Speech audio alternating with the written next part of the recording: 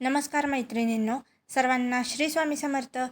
आजच्या व्हिडिओमध्ये मी तुम्हा सर्वांचं पुन्हा एकदा खूप खूप मनापासून स्वागत करते. कालभैरव अष्टमी ही उद्या म्हणजेच 9 मे 2026 रोजी शनिवारी येत आहे. उद्याचा दिवस अत्यंत विशेष, अत्यंत शक्तिशाली आणि दुर्लभ असा मानला जात आहे. कारण उद्या आहे शनिवार आणि त्यात कालभैरव अष्टमी आणि त्यासोबत निर्माण झालेला पवित्र योग हा एक अद्भुत संगम आहे. असा संगम फार कमी वेळात जुळून येतो आणि म्हणूनच या दिवशी केलेली पूजा, जप, दान आणि छोटे छोटे उपाय देखील अनेक संकटांपासून आपले रक्षण करतात. अनेक लोकांच्या जीवनात अचानक अडथळे येतात, कामे होत नाहीत, घरात सतत वाद होतात, मनाला भीती, अस्वस्थता, नकारात्मकता जाणवते. कधी आर्थिक समस्या तर कधी आरोग्याच्या अडचणी. अशा वेळी भगवान कालभैरवांची उपासना अत्यंत प्रभावी मानली जाते. कारण भगवान कालभैरव हे भगवान महादेवांचे उग्र पण आपल्या भक्तांचे रक्षण करणारे रूप आहेत. जिथे अन्याय वाढतो, जिथे नकारात्मक शक्ती त्रास देतात, जिथे भीती आणि संकटे माणसाला वेढतात, तिथे कालभैरव आपल्या भक्तांचे संरक्षण करतात. मैत्रिणींनो, कालभैरव अष्टमी म्हणजे काय? तर काल म्हणजे वेळ, मृत्यू आणि जीवनातील कठीण काळ, आणि भैरव म्हणजे भय दूर करणारे, संकटाचा नाश करणारे शिवरूप. अष्टमी तिथी ही स्वतःच तांत्रिक आणि आध्यात्मिकदृष्ट्या अत्यंत शक्तिशाली मानली जाते. असे मानले जाते की या दिवशी भगवान शिवांनी कालभैरव रूप धारण करून अधर्माचा नाश केला होता. म्हणून या दिवशी जर भक्तिभावाने प्रार्थना केली तर जीवनातील अडथळे कमी होतात, मनातील भीती नष्ट होते आणि आत्मविश्वास वाढतो. मैत्रिणींनो, उद्याचा दिवस अजिबात वाया जाऊ देऊ नका. हा दिवस फक्त पूजा करण्यासाठी नाही, तर आपल्या जीवनाला नवी ऊर्जा देण्यासाठी आहे.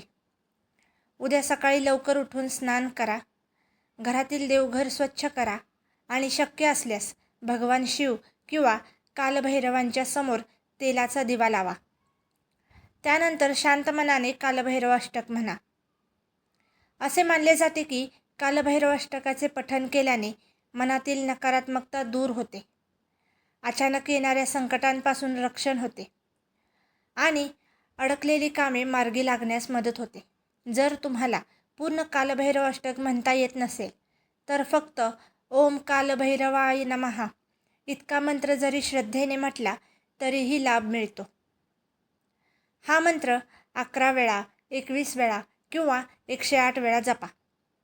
मंत्र जपत असताना आपल्या मनातील भीती, दुःख आणि अडथळे भगवान कालभैरवांच्या चरणी अर्पण करा.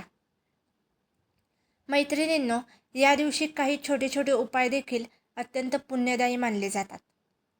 पहिला उपाय, कुत्र्यांना अन्न द्या. कालभैरवांचे वाहन कुत्रा आहे असे मानले जाते. म्हणून या दिवशी एखाद्या भुकेल्या कुत्र्याला प्रेमाने एक घास खाऊ घाला. चपाती, बिस्किट किंवा थोडे दूध दिले तरी चालते. हा उपाय केल्याने अचानक येणाऱ्या संकटांपासून संरक्षण मिळते. दुसरा उपाय, गाईला घास द्या. गाय ही सनातन धर्मात अत्यंत पवित्र मानली जाते. गाईला हिरवा चारा किंवा गुळ भाकरी दिल्यास पुण्य प्राप्त होते असे सांगितले जाते. यामुळे घरातील नकारात्मकता कमी होऊन सुख शांती वाढते अशी श्रद्धा आहे. तिसरा उपाय, मुंग्यांना साखर घाला. हा उपाय अत्यंत छोटा आहे पण खूप प्रभावी मानला जातो. मुंग्यांना साखर किंवा रवा साखर टाकल्याने सूक्ष्मजीवांप्रती दया निर्माण होते आणि आपल्या कर्मांमध्ये सकारात्मक ऊर्जा वाढते. मैत्रिणींनो, लक्षात ठेवा, मोठमोठ्या यज्ञांपेक्षा मनापासून केलेली छोटी सेवा आणि दया ही देवाला अधिक प्रिय असते.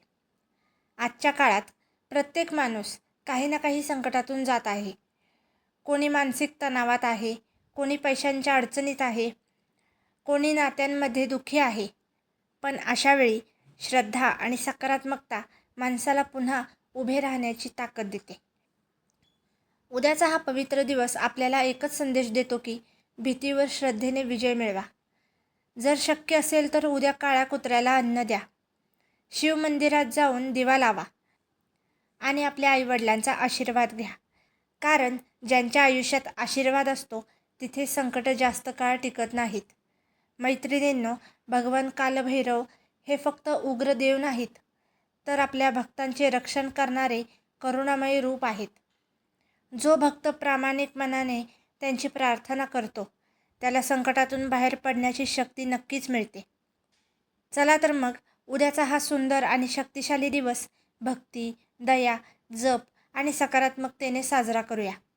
व्हिडिओ आवडला असेल तर व्हिडिओला लाईक करा, शेअर करा आणि चॅनलला प्लीज सबस्क्राईब करा.